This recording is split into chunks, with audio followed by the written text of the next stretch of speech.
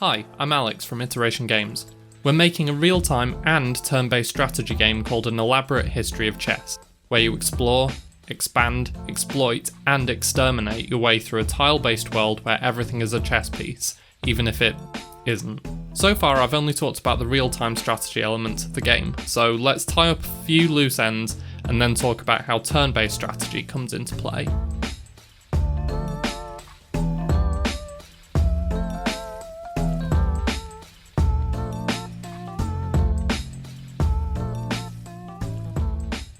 Last time I talked about how you can make more pieces using the crafting system, but I left out a vital bit of information, and that was that if you want more workers in your kingdom, then they're going to need somewhere to sleep at night, as well as the food that they need to stay alive.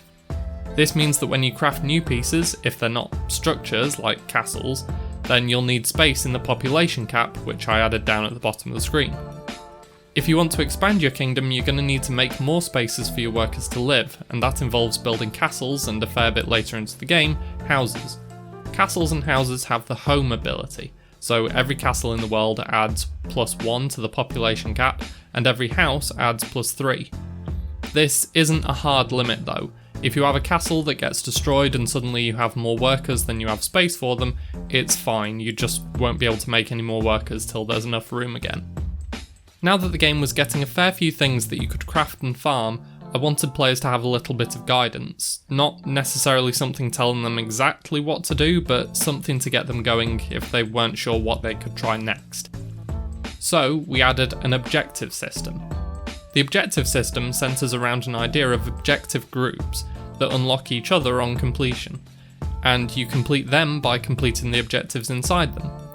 When you start the game, you'll be given one objective group, Getting Started, and inside that you'll have one objective, Farm 1 wheat. When you do that, you'll be given another objective, and another, and some more until you've completed the group. And then you can have another objective group, or 2 even. I made some base objectives that apply to a lot of things that I wanted the player to know to do, like crafting a particular item or piece, or reaching a particular day to keep a good pace. This really helped guide the few people I was getting to test the game through what they might want to try out next, which was perfect because that's what it's there for, it's why we added it. I also added a little pop-up that prompts you with what the next thing you might want to try out is, but I made sure that it wasn't too frequent so it's not annoying. It also acts as a pop-up to tell you you've completed an objective or objective group if you aren't in the objective tab. When you do complete an objective group, you won't just get more objectives to unlock though, you'll also get some Kingdom XP. Kingdom XP acts like you'd expect in that you can level up your kingdom with enough of it. Reaching a new kingdom level comes with some perks. First of all, you'll get a supply drop of some items, and you'll now be able to drag pieces further with the queued moves that I mentioned last video. Leveling up your kingdom also tells the game that you're doing well. Your power level and skill are increasing, and to stay in the flow of the game, you need some more challenge and intrigue. You'll get new enemies, and the enemies that you already had might spawn at a higher level, or in larger groups. Using this system, I made it so that until you complete your first few objectives, you won't have any enemies to defeat, which feels really great as a player. You're lulled into this false sense of security, and then suddenly you have rats coming for your wheat, and no one wants that. Inevitably, one of your pieces is going to die though, and when that happens, I wanted the game to feel a little more tense. So when a piece dies, the fear level of your kingdom will go up. This means that when night comes, more enemies are likely to spawn, and those enemies might be a little bit harder to defeat than normal. Different pieces affect this by different amounts however, so losing a pawn might not be the worst thing in the world because it's only a farmer, but lose your king, and it's going to affect the entire population. It might as well be game over for you if you aren't ready for an oncoming horde of enemies. At the start of every day, the fear level does decrease though, so it will go back to normal if you can survive long enough. I also added rest days, where additional enemies won't spawn. If you still have enemies left over from the day before, this is your chance to mop them up, and if you're ahead of the curve and don't have any enemies left, you can focus more on getting on to the next kingdom level. Once you have leveled up your kingdom a few times, you've probably got to the stage where a little more exploration would do quite nicely, to both break up the gameplay and to get some more special items. This is where dungeons come in. Dungeons appear fairly infrequently, but when they do, you can take some of your pieces up to them, a timer will start and any of your pieces next to it when it's time to go will enter the dungeon. Your inventory will be cleared and time will stop. Your pieces above ground are safe, and so are your items.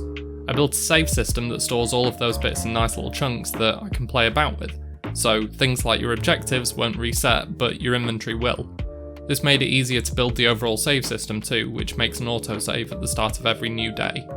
You'll get your inventory back when you leave the dungeon, but there's no way back the way you came. You'll have to find the exit.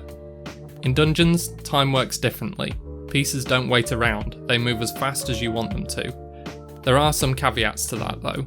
You can't queue any moves for pieces here, and if there are any enemies in the same room as the last piece that you moved, one of them gets to make a move next.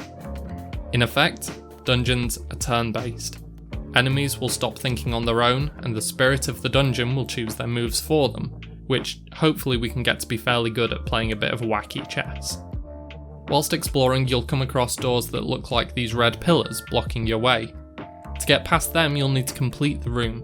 I'm working on a way to show the player what this is for the current room, as it could mean a few different things.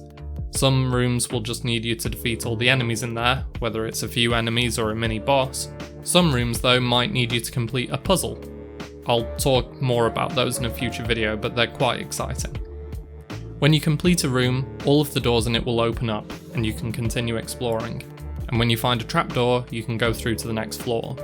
The next floor will feature another series of rooms in another procedurally generated layout, and eventually you'll find a room with a warp stone. The warp stone is your ticket out, and as long as one of your pieces is in range, all of your pieces will make it out alive, as well as everything you've collected along the way, which could be some new items and artifacts.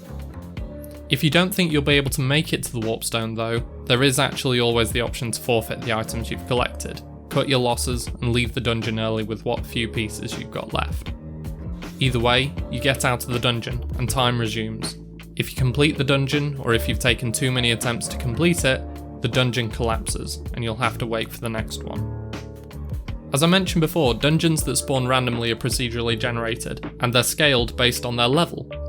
This doesn't mean that we won't be adding a few dungeons that we've made by hand, however.